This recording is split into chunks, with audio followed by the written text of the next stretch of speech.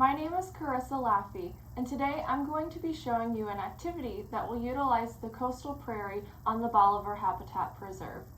Hawk Walk is an activity that's designed for grades 3rd through 5th grade and is best done during the fall.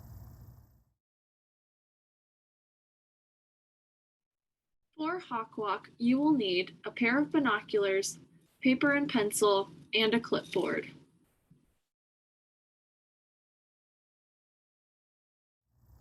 This activity can only be done outside, so get outside any time of day that you can. During the fall, many species of hawks migrate across the bay.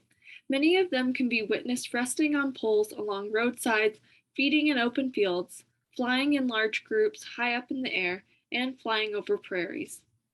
Demonstrate how to use and care for the binoculars. Take your students armed with those binoculars and field guides out to an open space of your habitat. Have your students stand in a circle with their backs facing into the circle. Pair the students so one can be a recorder and the other one can be a spotter. Everyone should have a clipboard with a pencil to take notes while out in the field. Scan each level of the landscape in bands and horizontally from right to left, moving slowly up to the sky until they are focusing on the upper reaches of the clouds. Every time a large bird is seen, have students spend some time looking closely at the bird, trying to note unique characteristics. Are the wingtips a certain color? Does the hawk's tail have any banding? And what is the pattern of the banding? Can you see the top of the tail? Is there a patch of any color on the tail or the rump? Does the bird have any markings on its face?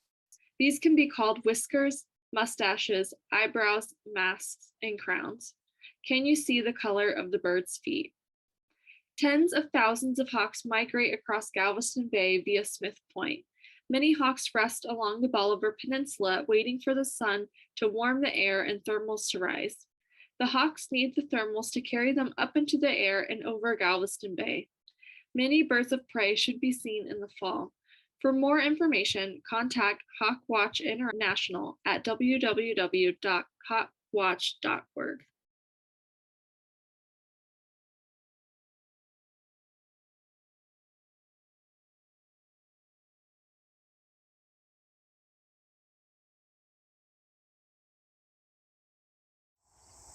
Your students will learn the skills of using binoculars.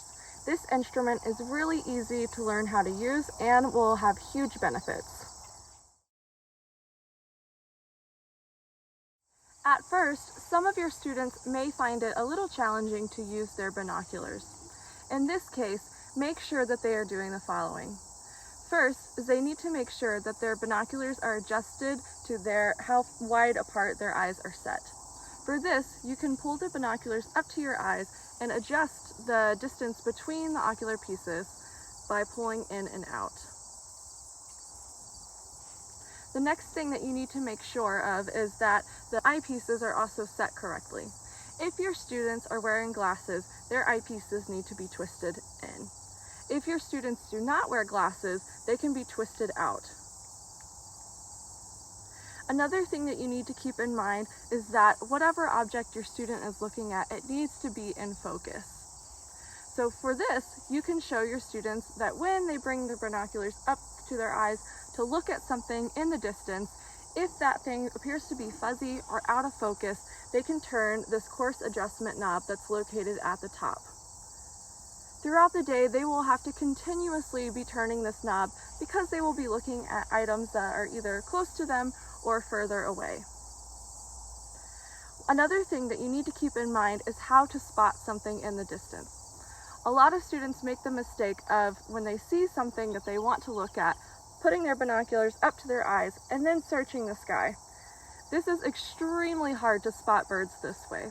So what your students can do is stare directly at the item that they want to look at and then bring their binoculars up to their eyes to see. With just a little bit of help, your students will be able to use these binoculars effectively.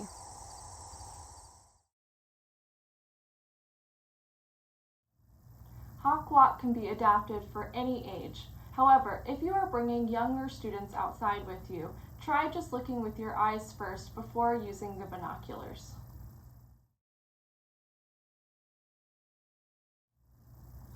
After you've observed the hawks and noted their different characteristics, have your students open their ID guides and try to identify the different species that they saw. When you return to the classroom, make a list of all of the different species that you saw, and you can even keep it throughout the 4 different seasons and have your students compare the differences between seasons.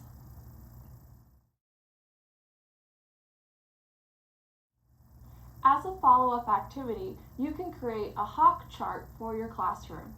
Have each student choose a different species of hawk that they would like to create. They are going to draw a portrait of it and also a silhouette of what the bird looks like flying overhead.